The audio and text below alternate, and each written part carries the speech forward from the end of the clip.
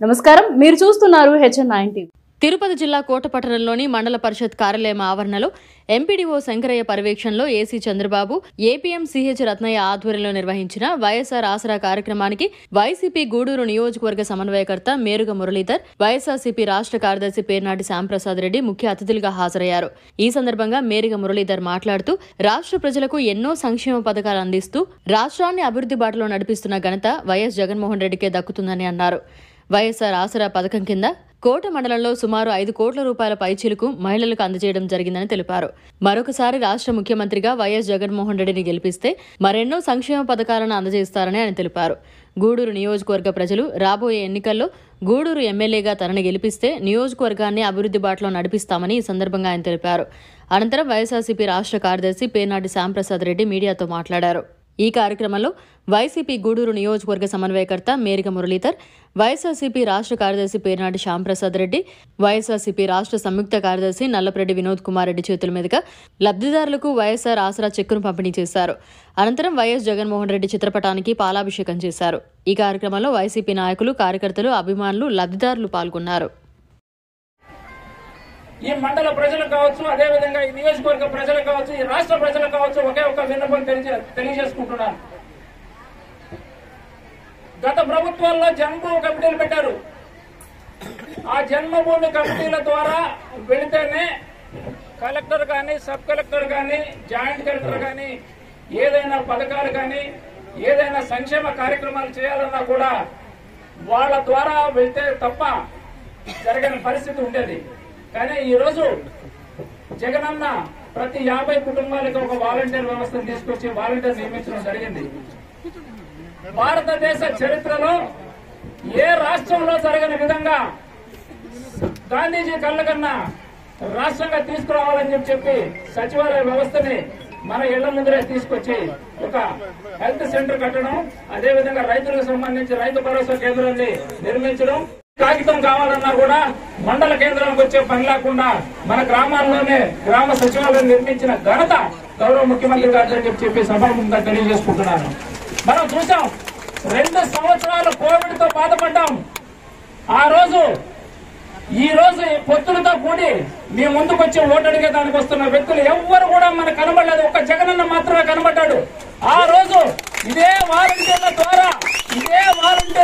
ద్వారా మన గడపల దొక్కి మన కుటుంబాల బాగోగుల కోసం జగనన్న కష్టపడ్డాడు, జగనన్న పాటుపడ్డాడు. కానీ ఏ అపోజిషన్ పార్టీ కానీ ఈరోజు తల జుట్టు పైకి ఎగరేసుకుని ఛాలెంజ్లు ఇస్తున్నారు.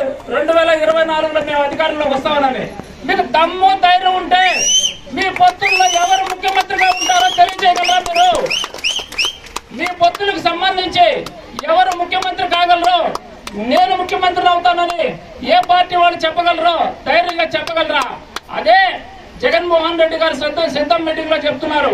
వై నాట్ 175 175 నియోజకవర్గాన్ని ఈ రాష్ట్రంలో గెలిపించుకొని మళ్లీ తిరిగి అక్క చెల్లెమ్మలకి అడగకుండానే, అమ్మాయినా అడగకుండానే క్రీడలు అంటారు. కానీ మనం కోరకుండానే ఈ రోజు జగన్మోహన్ రెడ్డి గారు ఆయన ఆలోచనల విధానాన్ని బట్టి ఆసరా కావచ్చు, చేయూత కావచ్చు, అమ్మఒడి కావచ్చు, చేనేతలకు సంబంధించి చేనేత కానీ 108, 104 రైతు భరోసా కేంద్రాలు, సచివాలయ వ్యవస్థను తీసుకొచ్చాడు.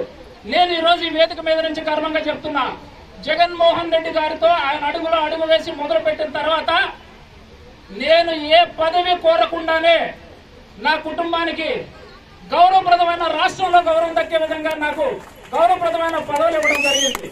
మనం అనుకుంటాం ఒక సామెత ఉంది, అమ్మాయి అడగంటే పెట్టదని. కానీ నా విషయంలో అడగకుండానే నా కుటుంబానికి ఒక స్థాయి కల్పించిన వ్యక్తి జగన్మోహన్ రెడ్డి గారు. అదేవిధంగా మీరు ఎవరు కూడా గత 25-30 సంవత్సరాల్లో ఎప్పుడూ కూడా ఇటువంటి పథకాలని మన కుటుంబాలకి తలుపు తట్టి ఇచ్చిన వ్యక్తి ఎవరు లేరు, ఒక్క జగనన్న మాత్రమే. కాబట్టి దయచేసి మనకి ఇంకొక 1.5 నెలలో ఎన్నికలు రాబోతున్నాయి. ఎన్నికల్లో ఈ నియోజకవర్గానికి సంబంధించి నేరుగా మురళన్నని ఆశీర్వదించి మన జగనన్న పంపించడం జరిగింది. ఇది పొలిటికల్ సభ కాదు కాబట్టి మన ప్రీతం నాయకులు జగన్మోహన్ రెడ్డి గారు మాట చెప్పిన ప్రకారం ఆసరా ఆదుకుంటూ ఆసరాగా నిలబడుతూ ఈరోజు ఆ రోజు ఎలక్షన్ ముందుగా ఏప్రిల్ నెలలో ఎంత అప్పు ఉందో అవన్నీ మాట ఇచ్చి 4 దఫాలుగా నేను మిమ్మల్ని ఆదుకుంటానని మాట ఇచ్చాను. మాట ప్రకారం గొప్పగా చివరి విడతగా ఈరోజు మరి ఆసరా 4వ విడత మీ అప్పులన్నీ పూర్తిగా ఆ రోజు ఏప్రిల్లో ఎన్ని అప్పులున్నాయో అవి 4 దఫాలుగా కంప్లీట్ చేశారు. ఈ సందర్భంగా నేను మనవి చేస్తున్నాను, ఒక్కసారి మీరు క్లియర్ చేసుకోండి. తల్లి మనసు అనేది చాలా గొప్పది.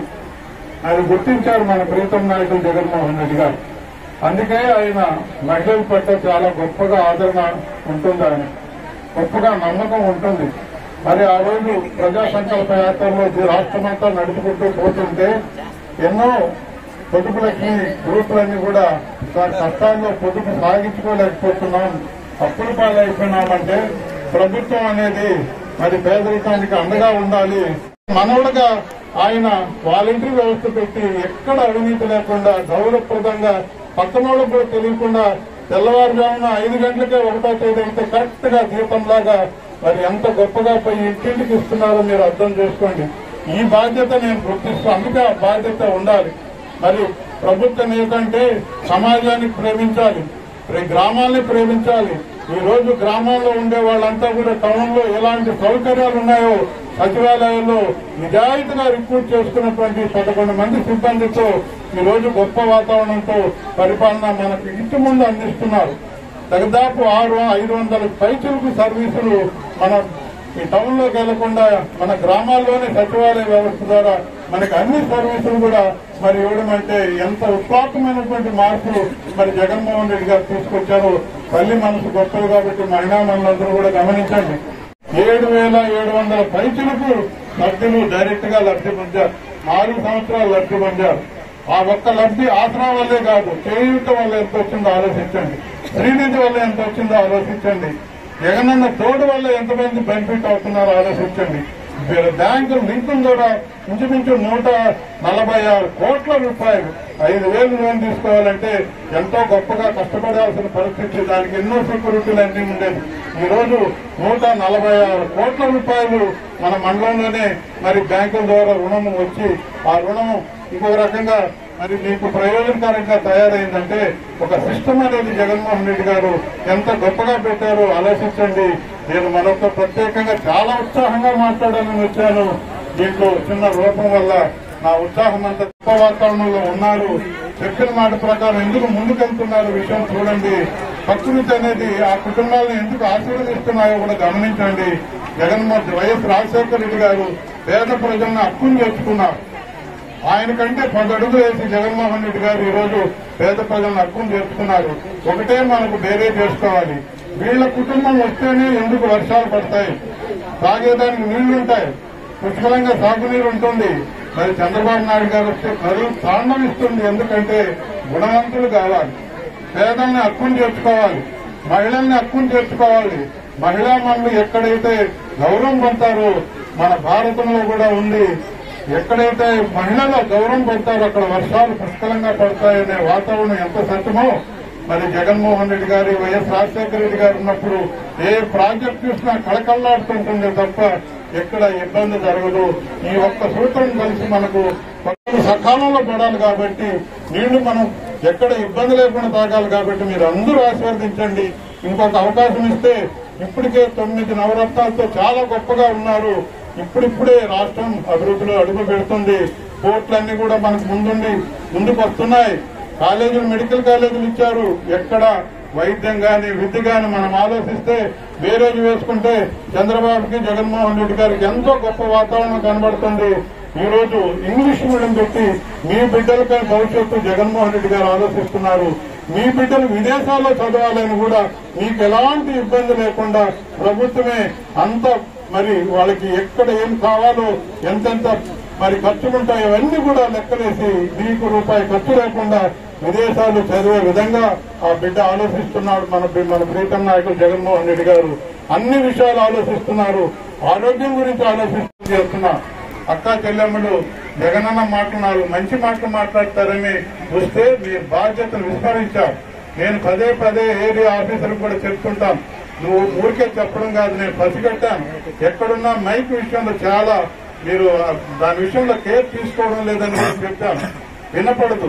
ఇక్కడికి వచ్చిన వాళ్ళకి పెద్దవాళ్ళందరూ వస్తే 4 మాటలు మంచి మాటలు వినిపోతామని ఇళ్లలో నుంచి ఎంతో ప్రయాసాలకు వస్తే చిన్నపాటి బాధ్యత లేకుండా ఈ రకంగా ఫెయిల్యూర్ చేయడం నిజంగా వాళ్ళ అధికారాన్ని నిర్లక్ష్యం చేయడంగా నేను భావిస్తూ ఇది కరెక్ట్ కాదు. ఒక తప్పు జరిగితే అది మళ్ళీ అది భవిష్యత్తులో ఎప్పుడు జరగకుండా చూసుకోవాలి తప్ప ఒక దగ్గర జరిగింది నేను అప్పుడే గుర్తించాను. అయినప్పుడు కూడా ఇది అలవాటు చేసుకోవడం మంచిది కాదు. ఇదే లక్షణంగా మీరుంటే ఖచ్చితంగా మీరు ఫలితం అనుభవిస్తారు. ఇది కరెక్ట్ కాదు. మేమైతే మీ మీద ఎలాంటి మాట్లాడలేని వాతావరణం ప్రభుత్వం సృష్టించాలి అనే ఉద్దేశంతో ఆ రోజు 26,000 కోట్ల రూపాయలు అప్పుంటే ధైర్యంగా మరి ముందుకొచ్చి నేను ఆదుకుంటాను, మీ ఇంటి బిడ్డగా నేను ఆదుకుంటానని చెప్పి ఆ చెప్పిన మాట ప్రకారం గట్టిగా ఆదుకొని ఈ రోజు ఇంచుమించు 29,000 కోట్ల రూపాయలు మరి ఆయన చెల్లించడం జరిగింది. మన మండలంలోనే మీరు గమనించండి, 5 కోట్ల పైన పైసలు మొత్తం ఈ 4 సంవత్సరాల్లో 20,77 లక్షల రూపాయలు మరి మీ ఖాతాలో ఎక్కడ అవినీతి లేకుండా చెప్పిన మాట ప్రకారం చెప్పినట్టుగా మీ అకౌంట్ లో పడ్డాయి. ఎంత బాధ్యత మీరు గమనించండి. ఒక చిన్న మీటింగ్ కి ఐఏఎస్ మన వీళ్ళంతా ఆఫీసర్లు ఒక చిన్న మీటింగ్ కి మీకు సౌకర్యంగా వచ్చిన దానికి గుర్తుగా బాధ్యతగా చేయాల్సినటువంటి ప్రాథమిక కూడా లోపాలు చూస్తున్నాం మనం. మీరెంతో ఉత్సాహం చేస్తున్నాను. మళ్ళా అందరికీ తల్లి మనసు గొప్పది. ఒక్కసారి మీరు బేరే చేసుకోండి. ఏ బిడ్డ గౌరవంగా ప్రజా జీవితం గడుపుతున్నారు, ప్రజల గురించి ఆలోచిస్తున్నారు, పేద ప్రజల గురించి గొప్పగా ఆలోచిస్తున్నాడు. ఒక్కసారి ఆలోచించండి. 9 పథకాలు పెట్టాడు గొప్పగా. ఆ 9 పథకాలు మొత్తం చూస్తే ఈ రోజు 25 సంక్షేమ ఫలాలు ప్రతి ఇంటికి చేరుతున్నాయి. రేపు చంద్రబాబు నాయుడు గారు పసుపు కుంకుమని ఒక్క బిస్కెట్ వేశాడు తప్ప 14 ఏళ్లు ముఖ్యమంత్రి ఉంటే ఎక్కడ కూడా చిన్న ఆయన చెప్పుకునే విధంగా చంద్రబాబు నాయుడు అంటే గుర్తించే విధానమే లేదు. ఒకటే ఒకటి గుర్తుంది, జన్మభూమి. అది దండోరేసేసి పెన్షన్లందరినీ ఒక దగ్గరకు రమ్మని భిక్షగాళ్ళలాగా ఇచ్చారు.